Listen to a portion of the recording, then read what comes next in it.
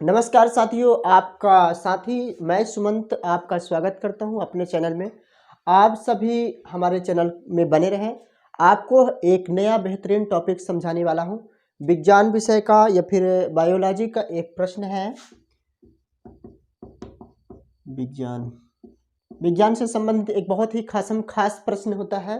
प्रश्न आपको पहले बता दूं, मैं प्रश्न उत्तर से इसलिए बता रहा हूं ताकि आपको प्रश्न के माध्यम से उत्तर समझ में आए, तो वो जल्दी समझ में आएगा, इसलिए आपको मैं पहले प्रश्न बता रहा हूं। निकट दृष्टि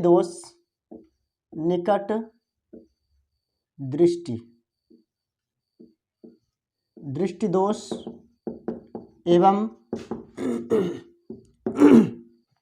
दूरदृष्टि दोष को समझाइए। तो साथियों, आपको बताना चाहता हूं कि निकट दृष्टि दोष और दूर दृष्टि दोष क्या होता है, इसके बारे में आपको एकदम सरल तरीके से बताएंगे, तुरंत समझ में आ जाएगा।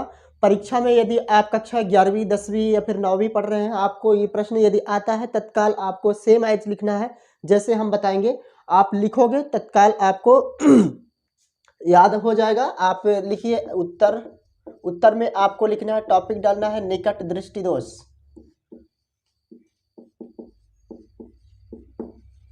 साथियों, बताना चाहूँगा निकट दृष्टि दोष किसको होता है और कैसे होता है, कैसे इससे पीड़ित व्यक्ति को क्या चीज़ दिखाई देती है, कैसे कैसे उसके आँखों में क्या प्रभाव पड़ता है और उसके आँखों में जो लेंस होता है उसमें क्या अंतर आ जाता है, कहाँ पर प्रतिबिंब बनता है, किसके कारण निकट दृष्टि दोष होती है, सारी चीज़ें बताने वाला हूँ।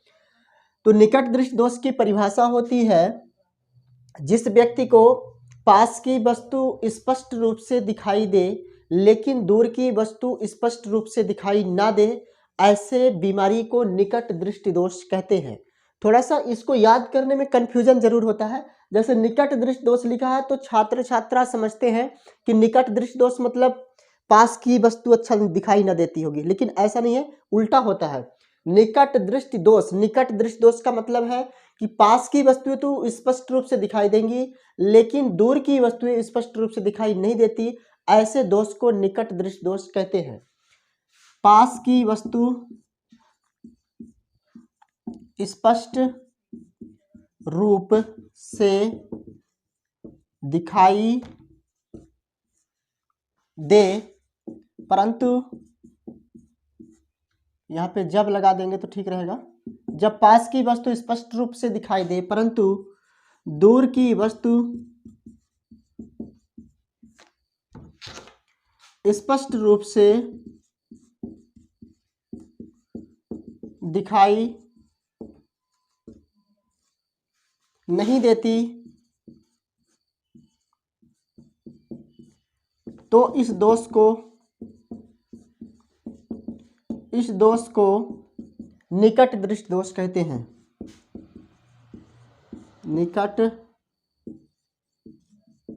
दृष्टि दोष कहते हैं। यानी कि जिस व्यक्ति को पास की वस्तु तो स्पष्ट रूप से दिखाई दे लेकिन परंतु दूर की वस्तु स्पष्ट रूप से दिखाई नहीं दे, ऐसे दोष को हम निकट दृष्टि दोष कहते हैं।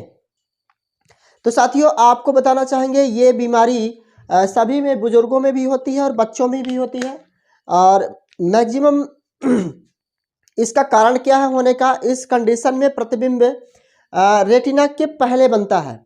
इसलिए इस कंडीशन में आप चित्र जब बनाएंगे आँख का, ये आपकी हुई आँख, ये हुआ लेंस, यहाँ से प्रकाश आएगा और रेटिना यहाँ पे होती है, इसको बोलते हैं रेटिना। तो ये प्रकाश जो आपतित हुई है तो इसका जो प्रतिबिंब है तो रेटिना से पहले बनता है। इसका प्रतिबिंब कहाँ पे बनेगा? रेटिना से पहले। ऐसे दोष को हम निकट दृष्टि दोष कहते हैं। यही कारण है कि इस ऐसे व्यक्ति को दूर की वस्तु स्पष्ट रूप से दिखाई नहीं देती। तो ऐसे दोष को दूर करने के लिए एक लेंस का चश्मा लगाते हैं। चश्मा क्या करता है, इसको यहाँ पे बनाता है, प्रतिबिंब को रेटिना पर बना। यदि रेटिना पर प्रतिबिंब बनता है तो उस व्यक्ति को साफ साफ दिखाई देगा। आप यहाँ पे लिख देंगे निकट दृष्टि दोष। छाप लीजिए।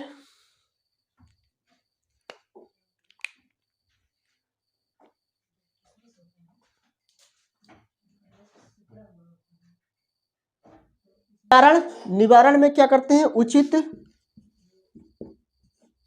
फोकस, दूरी का अवतल लेंस का प्रयोग करेंगे।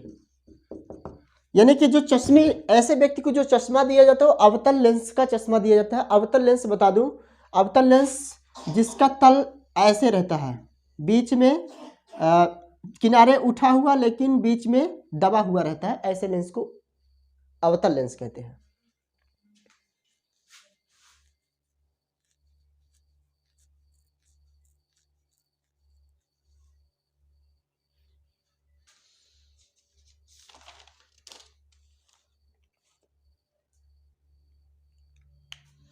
तो साथियों आगे चलते हैं, आपको बताते हैं दूरदृष्टि दोष।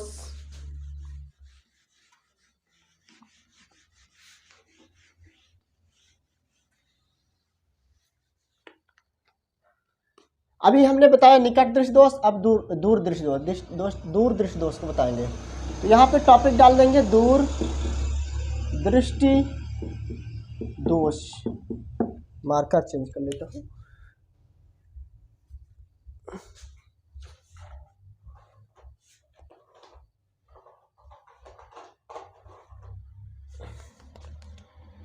दूरदृष्टि दोष। तो साथियों अब हम आपको बताएंगे दूरदृष्टि दोष। दूरदृष्टि दोष कैसे होता है? दूरदृष्टि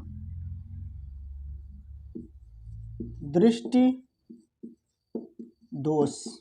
दूरदृष्टि दोष में क्या होता है? जब व्यक्ति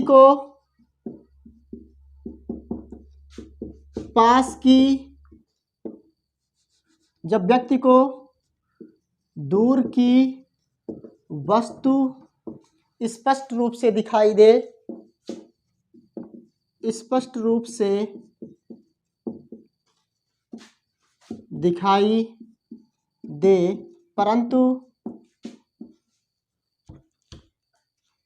परंतु पास की वस्तु स्पष्ट रूप से दिखाई ना दे, ऐसे दोष को दूरदृष्टि दोष कहते हैं। दूरदृष्टि दोष कहते हैं। जब व्यक्ति को दूर की वस्तु स्पष्ट रूप से दिखाई दे लेकिन पास की वस्तु स्पष्ट रूप से दिखाई नहीं देती, ऐसे दोष को दूरदृष्टि दोष कहते हैं। इस दोष में सबसे बड़ा डिसएडवांटेज क्या होता है? क्यों होता है ये दोष? जब रेटिना के पीछे प्रतिबिंब बने, मान लीजिए आपकी आंख है, यहां से जा रही है प्रकाश यहाँ पे ये प्रतिबिंब रेटिना के पीछे बने। जब रेटिना के पीछे प्रतिबिंब बनती है तब दूरदृष्टि दोष हो जाता है। दूर की वस्तु स्पष्ट रूप से दिखाई दे लेकिन पास की वस्तु स्पष्ट रूप से दिखाई ना दे, तो ऐसे दोष को दूरदृष्टि दोष कहते हैं। यह कैसे होता है?